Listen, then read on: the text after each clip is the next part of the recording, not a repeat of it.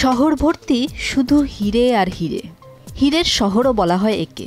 মাত্র ৬৮ বর্গ কিলোমিটার এই শহর জুড়ে রয়েছে ৭২,০০০ টন হিরে, যেখানে চোরের হাত থেকে সরিষা দানা পরিমাণ হিরে রক্ষা করতেই কত সতর্ক থাকতে হয়।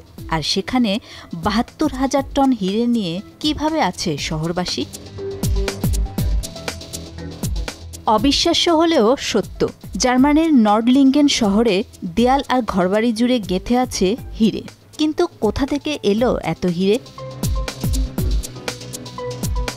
ভূতত্ত্ববিদদের মতে পুরো শহরটি আস্ত এক হীরের খনি।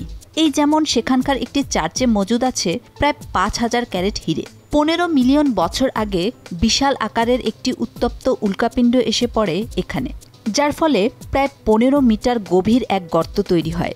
বছরের পর বছর এই গর্তে থাকা কার্বন তাপ এবং চাপের ফলে ছোট ছোট অসংখ্য প্রাকৃতিক হিরে পরিণত হয়।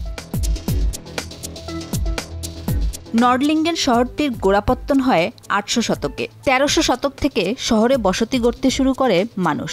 সে সময় এই শহর পাথর কেটে কেটে ঘরবাড়ি নির্মাণ শুরু করেন অধিবাসীরা। পুরো শহরটি ২.৭ কিলোমিটার লম্বা দেয়াল দিয়ে ঘেরা।